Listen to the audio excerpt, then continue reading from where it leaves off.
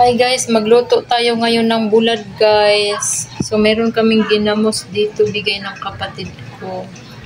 So galing to sa probinsya guys, sa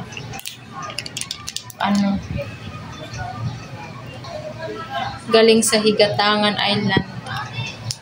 So ayan guys, bulad.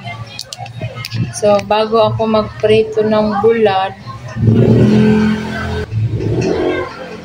piprituhin ko muna tong paksiw na isda guys. Bangus to, isa na lang piraso, papaksiwin ko to ngayon. Ay, papaksiwin, piprituhin ko tong paksiw. Paksiw to guys, tas piprituhin ko to siya ngayon. Again, luto na ang guys, ang paksiw na giprito. So yan na, na naman ang lutuin natin, bulad.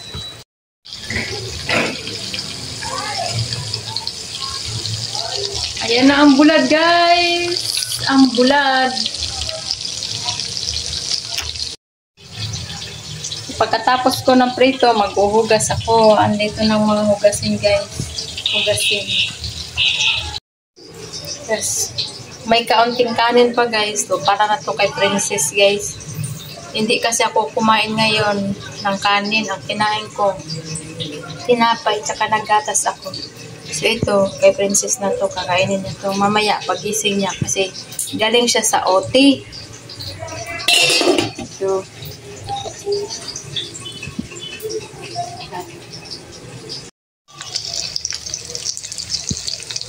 bulad from Higatangan Island.